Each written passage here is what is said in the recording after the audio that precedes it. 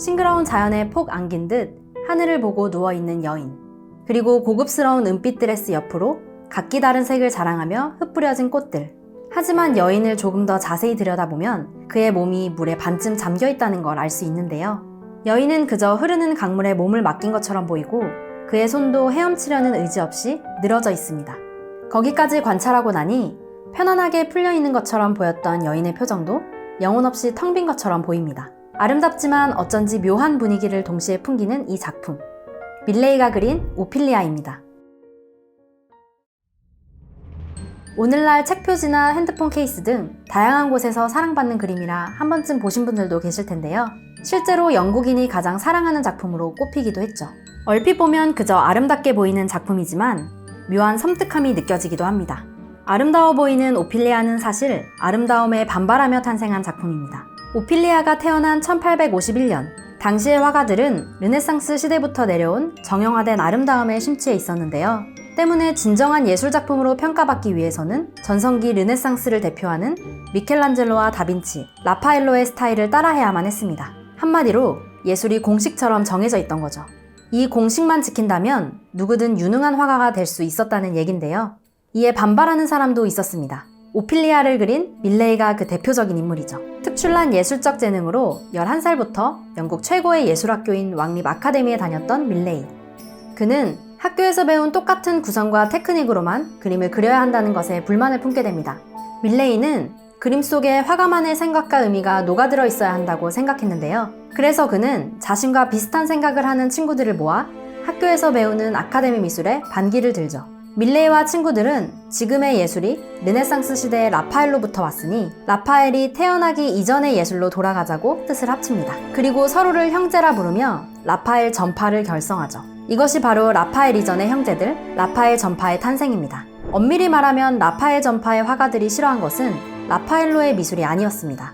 옛 거장들의 틀에 박힌 양식을 모방하는 왕립 아카데미 방식에 반항한 것이죠. 그래서 그들은 학교에서 배운 방법대로 완벽하고 이상적인 공식의 그림을 그리는 대신 산으로 강으로 이제를 들고 나갑니다. 그리고 보이는 그대로의 자연을 그리기 시작하죠. 꽃과 나무의 본연 그대로의 색을 담기 위해서 수년간 영국 그림에서는 볼 수 없었던 청록색, 자주색, 보라색을 다시 쓰게 됩니다. 이렇게 밝고 다채로운 색의 활용은 당시엔 아주 혁신적이었죠. 그림의 주인공인 사람만큼이나 배경이 되는 자연을 동등하게 중시했던 라파엘 전파. 창시자인 밀레이도 오피리아의 배경을 그리기 위해 엄청나게 고생을 한 것으로 알려져 있는데요. 마음에 쏙 드는 강가를 발견한 밀레이는 그 앞에 이제를 가져다 놓고 매일 11시간씩 주 6일 꼬박 5달 동안 그림을 그렸다고 합니다. 당대의 화가들도 배경을 그리기 위해 자연으로 나가긴 했지만 대부분 간단한 스케치 작업 후 작업실로 돌아와 그림을 완성했죠. 하지만 밀레이는 이 강가에서 5개월을 보내며 스케치부터 채색까지 모두 완성합니다.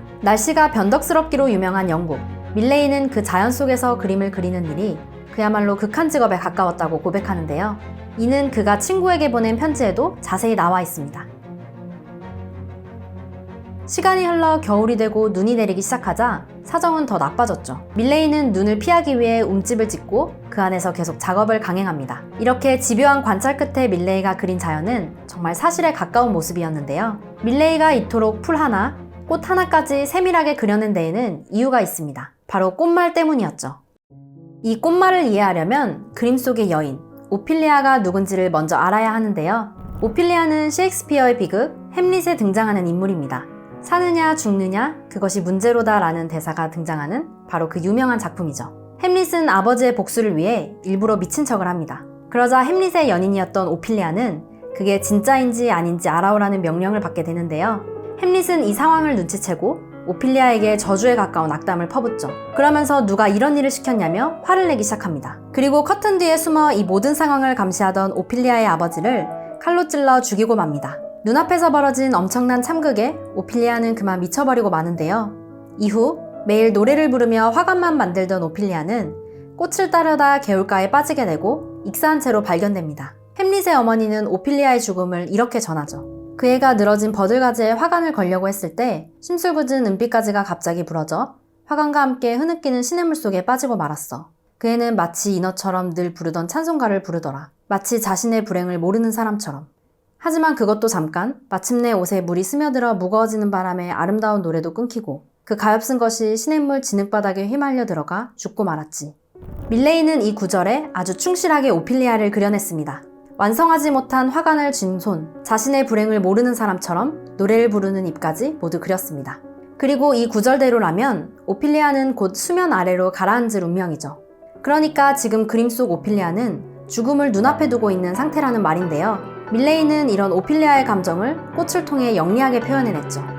오피리아의 머리 위로 드리워진 수양버들은 버림받은 사랑을, 버드나무 가지 주변에 자라고 있는 짙은 녹색의 쐐기풀은 고통을 뜻합니다. 오피리아의 목에 걸려있는 제비꽃은 육체적 순결과 젊은 날의 죽음을, 그의 뺨 옆에 있는 장미는 오피리아의 오빠 레이어스가 그를 5월의 장미라고 부르던 것을 뜻합니다. 물론 젊음, 사랑, 아름다움의 의미도 있죠. 오피리아의 오른손 주변에 떠있는 붉은 양귀비꽃은 깊은 잠과 죽음을 뜻합니다. 그 옆에 흰색 데이지꽃은 순결, 오른편의 노란색 펜지꽃은 공허한 사랑을 뜻합니다. 펜지 왼편의 작고 붉은 아도니스 꽃은 슬픔을 의미하죠. 그리고 그림 오른편 덤불 속에는 구멍 3개가 움푹 파여있는 걸 발견할 수 있는데요. 마치 죽음을 상징하는 해골이 상상되는 것은 우연이 아닐지도 모릅니다. 그렇다면 밀레이는 왜 그림의 주인공으로 오피리아를 선택했을까요? 더 구체적으로 말하자면 죽기 직전에 오피리아의 모습을 그려야겠다고 마음먹은 이유가 무엇일까요? 밀레이가 속해 있던 라파엘 전파 화가들은 눈으로 본 사실만을 그리려고 했습니다. 오피리아의 자연 배경을 그리기 위해서 5개월 동안 한자리에 못 박혀 그림을 그렸던 밀레이. 그의 욕심대로라면 아마 오피리아의 실제 모델도 강 위에 띄워둔 채로 그리고 싶었을 겁니다. 하지만 현실적으로는 그럴 수 없었죠. 그래서 그는 그 대신 모델인 엘리자베스 시달에게 드레스를 입고 물을 가득 채운 욕조 안에 들어가도록 했습니다. 라파엘 전파의 화가들은 직접 보지 않는 것을 그릴 수 없었으니까요. 그래서 오피리아가 죽던 그 순간 그대로를 재현하게 한 겁니다. 오피리아가 죽기 직전 그의 드레스가 어떻게 물 위에 떠 있었는지, 그리고 점점 물을 먹은 옷자락이 어떻게 수면 아래로 빨려 들어가게 되는지를요. 처음엔 물에 잠긴 모델이 춥지 않게 욕조 아래 초를 켜두기도 했다는데요. 밀레이가 어찌나 오래 집중을 했던지 초가 다 꺼지고 물이 차갑게 식을 때까지도 쉬지 않고 그림을 그렸다고 합니다. 결국 모델이었던 엘리자베스 시달은 독한 감기에 걸리고 말죠. 단단히 화가 난 시달의 아버지가 밀레이를 협박해 병원비를 받아가는 해프닝도 있었다고 하네요. 하지만 밀레이는 그만큼 셰익스피어 희곡 속에서 묘사된 오피리아의 죽음을 정확하게 눈으로 보고 그리고 싶었던 것이겠죠. 그렇게 해야만 오피리아가 죽기 직전에 느꼈을 감정을 눈으로 확인할 수 있다고 생각한 것일까요? 밀레이는 오피리아가 불행을 모르는 것처럼 죽어가는 모습, 모든 고통과 광기를 초월하고 끝을 기다리는 모습을 관찰한 그대로 보여주고 싶었던 겁니다. 밀레이는 오피리아가 죽어가는 과정을 가장 사실적으로 또 가장 정교하게 그렸습니다. 인물의 손동작부터 풀 한 포기까지 의미 없이 그린 것이 하나도 없죠. 그림을 보는 관객들은 밀레이가 오피리아를 그릴 때 그랬듯 아주 세부적인 것까지 샅샅이 살피면서 완전히 몰입하게 됩니다. 그리고 스스로 질문하도록 만들죠. 왜 오피리아는 이렇게 초연하게 죽음을 받아들이는 걸까요? 그의 죽음은 그저 안타까운 사고로 봐야 할까요? 아니면 그가 스스로 선택한 죽음일까요? 이처럼 이 그림을 본 사람은 장면 너머의 감정을 상상하며 화가와 함께 이 작품 속에 숨겨진 의미를 찾아가게 되는 것이죠. 하지만 이렇게 아름다우면서도 섬세한 그림이 처음 세상에 나왔을 땐 그리 환영받지 못했습니다. 당시 신문들은 오피리아를 잡초가 무성한 배수로에 담겨져 있다거나 우유 짜는 여자를 연상시킨다며 혹평을 했죠.